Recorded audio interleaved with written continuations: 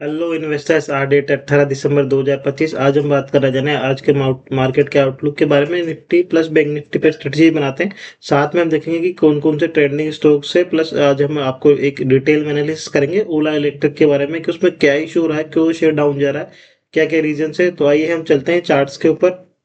देखिए निफ्टी का चार्ट जैसे हम बात कर रहे थे, निफ्टी पे कल इस वाले हाई को निकालना चाहिए। मार्केट मॉर्निंग में ओपन होता है, यहाँ पे हाई जाता है और वही एग्जैक्ट इसका जो मॉर्निंग का था 25,927 के ऊपर जाता है। जो हम बात कर रहे थे 930, इस वाले हाई को फास्ट निकालना चाहिए, नहीं निकाल पाया और वापस नीचे की तरफ आ गया। और हम बात कर रहे थे निकल नीचे आया तो फर्स्ट रजिस्टर सपोर्ट यहाँ मिलेगा 25,750 में। उसके बाद में 25,700 बड़ा सपोर्ट एरिया है।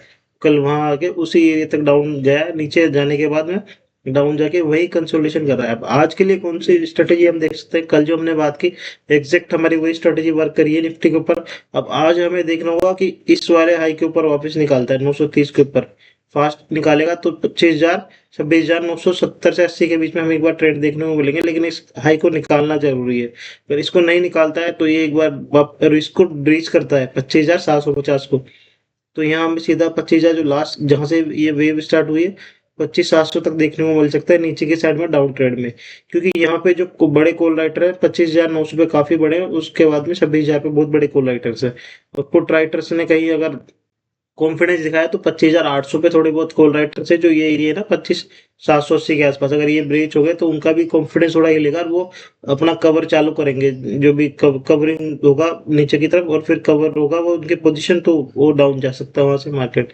तो वो थोड़े कोशिश साइन रहेंगे हमारे इसके लिए। कल का लो जो कल के लो के है ये वाला एरिया 25,780 ये निकलता है और नीचे सस्टेन होता है 10 मिनट 15 मिनट तक, तो फिर एक बार हम वो डाउन ट्रेंड में देखने को देख सकते हैं निफ्टी के ऊपर। अब देखते हैं ऑप्शन चेन। ये देखिए ऑप्शन चेन में जैसे मैं बात कर रहा था 25,900 बहुत बड़े कॉल राइटर्स है, 1,34,000 कॉल राइटर उसके गैस में यहाँ पे 60,000 ही है। तो ये निकलना बहुत मुश्किल है। 25,930 से ऊपर जब तक निकल के सस्टेन नहीं होता तब तक ये अपनी जो कॉल की जो कवरिंग है शॉर्ट कवर नहीं करेंगे। उन्होंने जो शॉर्ट किया हुआ मार्केट को और ये कवर करना चालू कर देंगे तो सीधा एक बार 25,980 तक हम देख सकते हैं मार्केट को, 26,000 के आसपास तक। क्योंकि वहां 26,000 पे ही कहीं जाके अच्छे खासे कॉल राइटर है और पुट राइटर वहां कम है। तो वहां एक बार वापस हमें रेजिस्टेंस देखने को मिलेगा। तो 25,930 जब तक नहीं निकलेगा मार्केट में और नीचे की तरफ 25,750 तक नहीं निकलता है, क्योंकि ये 25,800 पे पुट राइटर से देखो कैसे जा रहा है और इधर 61,000 कॉल राइटर है। तो 25,780 की जो कल का लो था वहां से लेके और 930 ये ट्रेंडिंग जोन रहेंगे कि अपर आता है तो सेल साइड कर लो और नीचे आता है तो बाइंग करके अप साइड कर लो। तो स्कैल्पिंग मोड ऑन रहेगा सारे दिन में ऊपर नीचे, बस कोई ट्रेंडिंग एरिया नहीं है, कोई पोजिशनल ट्रेड नहीं हो सकती यहाँ पे। एक तरफ मार्केट में एक साइड वेज फंसा हुआ है तो बस उसी तरीके से हमें ट्रेड करना है, साइड वेज तरीके से। जो लास्ट सपोर्ट है हमारा 25,700 पे, यहाँ 60,000 पुट राइटर से उसके लिए 14,000 कॉल राइटर। तो अगर ये एरिया टूटते हैं जो कल के लो है 25,780 के आसपास, वो टूटते हैं तो एक बार हम 25,700 तक देखने को मिल सकता है। क्योंकि वहां फिर ज्यादा रिस्क रिवॉर्ड नहीं है, कोई सपोर्ट बड़े सपोर्ट है नहीं, कॉल राइटर में इतना कॉन्फिडेंस नहीं है, वो पुट राइटर में कॉन्फिडेंस ज्यादा है ही नहीं वहां पे। एक 25,700 का उसका सीधा 25,500 पे पुट राइटर है। तो ये थोड़ा कंसर्न है मार्केट के लिए। अब हम देखते हैं एक बार बैंक निफ्टी। ये देखिए बैंक निफ्टी का चार्ट हम बार बार बात कर रहे हैं कि ये सपोर्ट एरिया रहेगा, ये वाला सपोर्ट एरिया रहेगा। कितने दिनों से बोल रहा हूँ मैं आपको, ये वाली लाइन 25,800 जब तक ये देखो कल यहाँ आया अप साइड में इसको नहीं निकाल पा रहा है 25,550 से चार, पहला 450, दूसरा रेजिस्टेंस है 550, 58,550 और 59,550 और फर्स्ट रेजिस्टेंस है 59,450। तो इसके ऊपर गया, सस्टेन नहीं हुआ, अंदर आया और कल कहाँ सपोर्ट लिया आगे इसी एरिया पे 58,800 के आसपास, जिसका लास्ट था। वो कितने टाइम से यहाँ रजिस्ट्रेशन सपोर्ट मिल रहा है, एक बार यहाँ मिला, यहाँ पे मिला, यहाँ मिल रहा है, यहाँ पे इस जगह। तो ये इसके सपोर्टिंग एरिया है। अगर हम बात करें तो अगर ये लाइन ब्रेक होती है नीचे की तरफ तो बहुत बड़े डाउन ट्रेंड देखने को मिल सकते हैं हमें नीचे की साइड। बट एक बार पॉसिबिलिटी कि आज बैंक निफ्टी कुछ अच्छा करे। क्यों बात करूं बैंक निफ्टी की, जैसे कल हम देख रहे थे बैंक निफ्टी में वन शेड बेटर था निफ्टी से, उस पर इश्यू था वहां पे। अगर किसी ने बैंक निफ्टी को सहारा दिया तो पीएसयू बैंक्स थे। पीएसयू बैंक्स पे आप जाके देखोगे, चाहे एसबीआई हो, कैनरा बैंक हो, पीएनबी हो, बैंक ऑफ बड़ौदा हो, वो कल सब डे हाइस पे ट्रेड कर रहे थे और उनमें 1 से 2% के अपर साइड में मूव थे। तो ये जैसे ये ट्रेड आज अगर निकालता है यहाँ से ऊपर साइड में और इस एरिया के हाई के ऊपर निकालता है जो कि 59,000 के ऊपर है, तो 59,000 अगर निकलता है एक बार तो सीधा 59 यहाँ तक हमें देखने को मिल सकता है, इस एरिया तक 59 200 के आसपास तक। फिर ये जो गैप जहाँ से फिलहाल 59 350 तक, इस एरिया में हमें बैंक निफ्टी देखने को मिल सकता है एक बार। और बैंक निफ्टी में वन शेयर बेटर है निफ्टी में, क्योंकि निफ्टी में कोई भी शेयर पार्टिसिपेट करने को तैयार ही नहीं है। ना ही तो आईटी कंपनियां आ रही है कि हम आके लीड ले, ना ही रिलायंस लीड ले रहा है, ना ही बड़े बैंक से एचडीएफसी आईसीआई बैंक वो लीड कर पा रहे हैं। तो मार्केट कहीं ना कहीं निफ्टी को कोई सपोर्ट ही नहीं मिल रहा। बैंक निफ्टी को सपोर्ट मिल रहा है पीएसयू बैंक से। तो पीएसयू बैंक पे आज हमें फोकस करना है। ये चार्ट्स भी निफ्टी का ये बता रहा है कि ये जो पूरा चैनल है, यहाँ से ये बिल्कुल फ्लैट टाइप का डाउन ट्रेंड में, इसको ब्रेकआउट होकर कहीं ना कहीं अपसाइड में ट्रेंड देखने को मिल सकता है आज हमें बैंक निफ्टी में। तो हमें इन पे फोकस करना है। अब आज के लिए हम देखते हैं कौन से हमारे पर शेयर्स रहेंगे जो हमें ध्यान रखो। जैसे मैं बात करूँ सरकारी बैंक, तो उसमें मुझे एसबीआई सबसे बेस्ट लग रहा है। एसबीआई में देखो कल क्या हुआ, ये फास्ट ब्रेकआउट हुआ यहाँ पे, उसके बाद में कंसोलिडेशन है ना। अब इस एरिया के ऊपर जैसे निकालता है एसबीआई, ये वाला एरिया, तो आज फिर एसबीआई को एक हम ट्रेंडिंग एरिया में देखने को देख सकते हैं। आ, आज निकाल दे, कल निकाल दे, 1 से 2 दिन के अंदर कभी भी निकाल सकता है ये ना, हो सकता है पॉसिबिलिटी आज ही निकाल दे इस वाले एरिया के ऊपर। जैसे यहाँ निकालेगा 978 पे, तो एक बार अच्छे ट्रेंडिंग 1000 रुपीज के एरिया तक हमें देखने को मिल सकते हैं। तो उसको हमें ध्यान में रखना होगा। ये देखो यहाँ से काफी बड़ी बुल रन में था ये, हम कहीं ना कहीं यहाँ से इसको राइड कर रहे हैं इस वाले एरिया से 850 के आसपास से। वहां से देखो किस तरीके से एक तरफा ट्रेंड अपसाइड में गया है और 1000 रुपए तक हो चुका है ये। उसके बाद में ये हल्का सा प्रॉफिट बुकिंग हुई, कंसोलिडेशन है, और कंसोलिडेशन होने के बाद में इस वाले एरिया का कल इसने ब्रेकआउट दिया है। कल की कैंडल भी काफी अच्छी है। ये काफी दिनों से कंसोलिडेशन हम बात करें 3 दिसंबर से लेके यहाँ तक, तो ये 8 10 12 दिन की कल बिल्कुल एक एरिया में ही था। उस एरिया को इसने ब्रेच करा है, कल निकाला है और कंसोलिडेशन करा है कल इसने एक लास्ट के ओवर में ना। उसके बाद में हो सकता है कंटिन्यू रैली अप ट्रेंड। तो इसके लिए हमें एसबीआई को ध्यान में रखेंगे। दूसरा हमारा केनरा बैंक, सेम वही पीएसयू सेक्टर बैंक, वही ट्रेंड अपर साइड में जहां से एसबीआई में ट्रेंड चेंज हुआ था इसी एरिया से, इसमें हुआ 117 से और सीधे यहाँ तक 152 तक गया। उसके बाद में कंसोलिडेशन है, कल की अच्छी कैंडल है, 5 7 दिन का ये एरिया है, ये रेजिस्टेंस है ये वाले, यहाँ पे इनको ब्रेच किया है कल इसने 150 के रेजिस्टेंस को ब्रेक करके और अप साइड में कैंडल निकाला है। तो इन पे हमें ध्यान रखना है दोनों पे।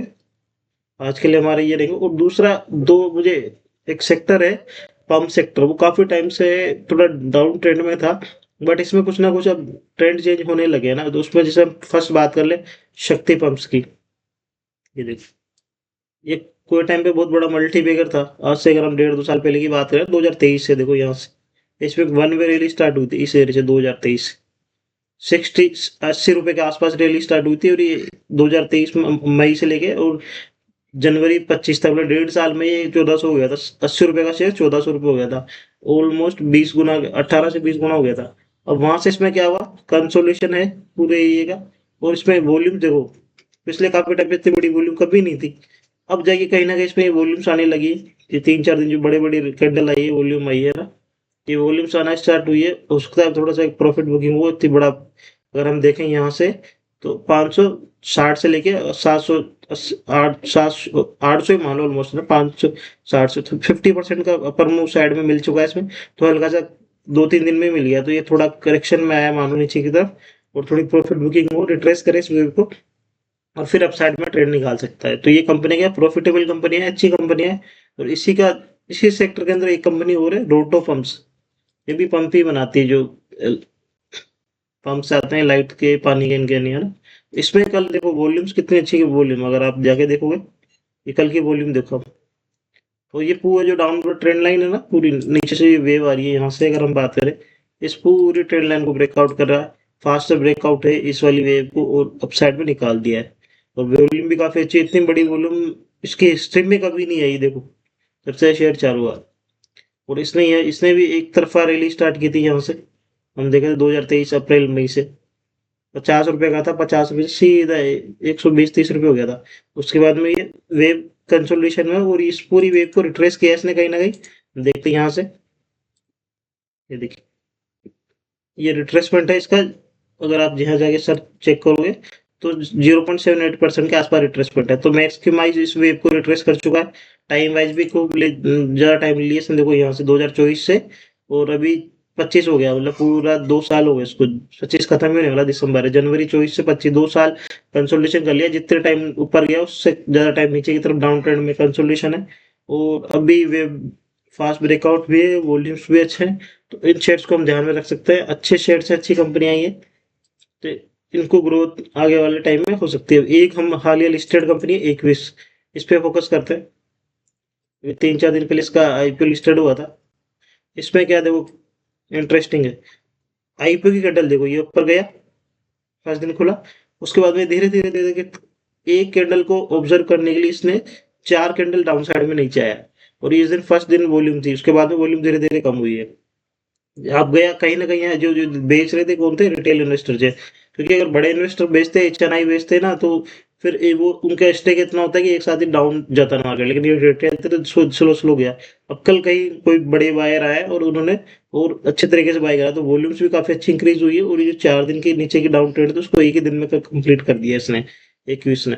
जिस दिन ये मीशो और ये लिस्टेड हुए थे उसी दिन शायद ये 21 भी लिस्टेड हुआ था। तो उन्हीं के साथ में है ये। जब मीशो में भी कल अच्छा खासा ट्रेंडिंग देखने को मिल रहा है 2 दिन से, और इसमें भी देखने को मिल रहा है। लेकिन मीशो थोड़ा क्या है, मतलब प्रॉफिट मेकिंग नहीं है कंपनी, तो उसमें थोड़ा इशू है। वो ट्रेंडिंग में है अभी, लेकिन हो सकता है बाद में नीचे जाए। जैसे आज के टाइम में हम ओला देख सकते हैं, काफी ज्यादा प्रॉब्लम कर रखा है इनके स्टेक होल्डरों को, जो भी होल्डिंग लेके बैठे हैं उनकी। ऐसे ही इसमें है। तो इसको हमें ध्यान रखना है एक चीज को, क्योंकि ट्रेंड अच्छा है। अब हम जाते हैं ओला इलेक्ट्रिक के बारे में, जिसकी हम बात करते हैं। ये देखो, कंटिन्यू डाउन ट्रेंड, यहाँ से पूरा इस पूरी ट्रेंड लाइन को ये सपोर्ट लेता हुआ बिल्कुल नीचे की तरफ आया जा रहा है, आया जा रहा है।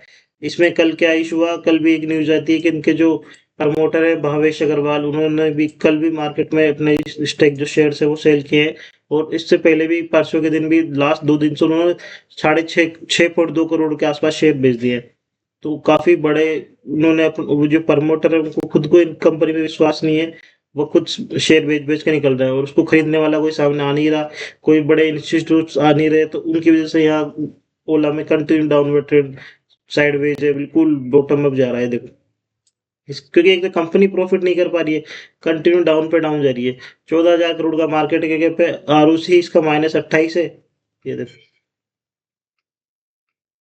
नेट प्रॉफिट देखो उसके ईयर ऑन ईयर बेसिस पे, 2021 में 200 करोड़ माइनस थे, फिर वहां से 2022 में 800 करोड़, 23 में 1500 करोड़ हो गए, 24 में 1600 करोड़ हो गए, 25 में कितने हो गए, 2300 करोड़। तो इसमें माइनस मतलब जो भी प्रॉफिट है वो कंटिन्यू डिक्रीज होता जा रहा है। और लॉस मेकिंग कंपनी है, काफी ज्यादा लॉस पे लॉस, लॉस पे लॉस ली जा रही है। और अब इनके प्रमोटर भी छोड़ के भाग रहे हैं इनको। प्लस ये देखो न्यूज कल जो आई है, Ola electric promoter Bhavish Aggarwal sells another 4.2 crore share in open market. Open market में बेच के जा रहे हैं, वो कोई ब्लॉक डील नहीं हो रही है वहां पे कि चलो ब्लॉक डील हो जाए तो कोई सामने इन्वेस्टर आए, मार्केट इन्वेस्टर आए या एचएनआई आए, वो खरीद रहा है इनके स्टेक को। वैसा कुछ नहीं है, तो ओपन मार्केट में जाके बेच रहे हैं। कोई रिटेल फंस रहे हैं, रिटेल इन्वेस्टर उनको बेच बेच के निकल रहे हैं। प्रमोटर भविष्य sold another 4.2 crore share on the company through open market transaction Wednesday, Wednesday को ओपन मार्केट में बेच के गए हैं। Extended a series of stake sale that have unsettled investor and push the stock of the fresh low। जबकि share all time लो पे है, चलो ऑल टाइम हाई पे होता, काफी बड़ी रैली आ गई होती, 2 से 3 गुना हो गया वहां से, तो थोड़ी प्रॉफिट बुकिंग समझ में आती है। लेकिन जहाँ शेयर ऑल टाइम लो पे चल रहा है, बिल्कुल खुद उस कंपनी के मालिक को खुद ही कंपनी में भरोसा नहीं है और कंटिन्यू डाउन ट्रेंड में जा रहा है, तो ऐसी कंपनियां कहीं ना कहीं हमें फंसाती है। Fancy IPO the latest transaction execute today involve share worth 142 crore का माल बेच के है a day after Agarwal sold more than 2.6 crore in bulk deal में, 35 रुपए के आसपास, अराउंड 92 करोड़ के। तो उन्होंने कम से कम the taken together the two sales amount of nearly 6.8 crore share beginning of loaded with in span of 2 day. 2 दिन के अंदर 7 करोड़ शेयर बेच दिए उन्होंने अपने ओला के।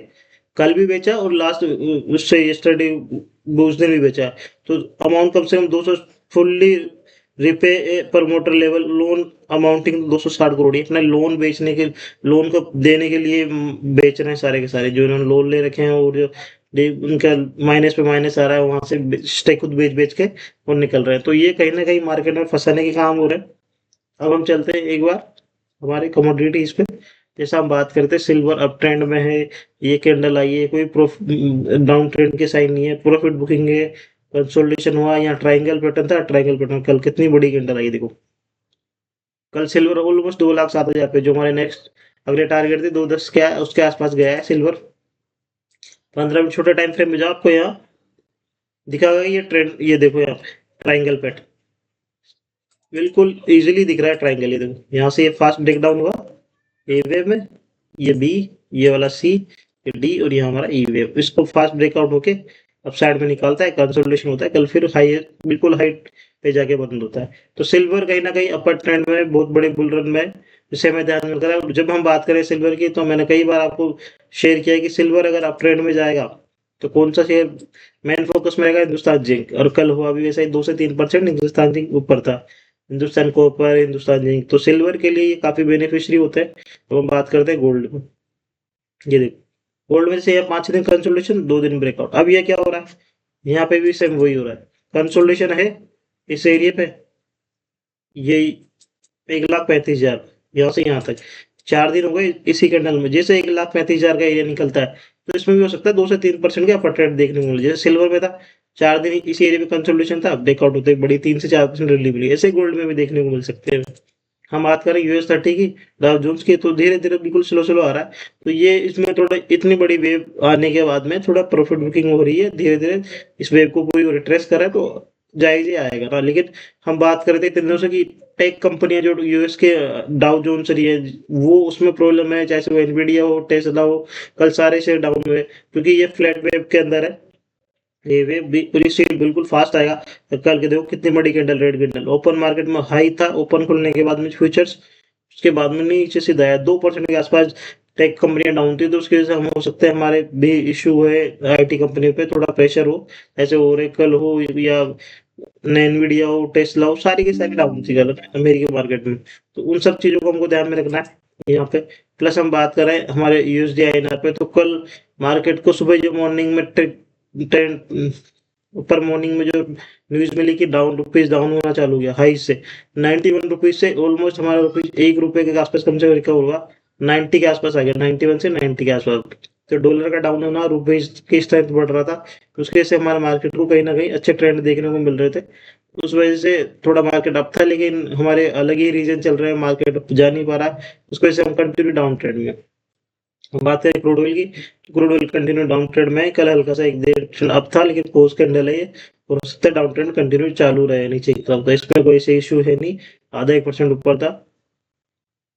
इस तरीके से हम सारे हमारे जो आज के हम बात कर रहे हैं शेयर्स पे, चाहे जो पंप सेक्टर हो या फिर हमारे एसबीआई के या फिर कैनरा बैंक जो पीएसयू सेक्टर बैंक है, उन पे फोकस करना है, क्योंकि वहीं से हमें कहीं ना कहीं साइड में ट्रेंड देखने को मिल सकता है। हमें ओनली स्टॉक जो बेस्ट स्टॉक है उसको ही ट्रेड करना है। अभी मार्केट में कुछ भी नहीं हो रहा, ना तो अप जा रहा है ना डाउन जा रहा है, एक ही एरिया में फंसा हुआ, तो उसको छोड़ देना है, कोई भी पोजिशनल ट्रेड नहीं लेनी है हमको, और इंट्राडे बस प्रॉफिट बुक किया निकल के बाहर हो जाओ, इस तरह का ट्रेड करना है। और जो मेटल सेक्टर में रैली है, जैसे गोल्ड की वजह से हो, सिल्वर की वजह से हो, उस पे फोकस करना है हमको।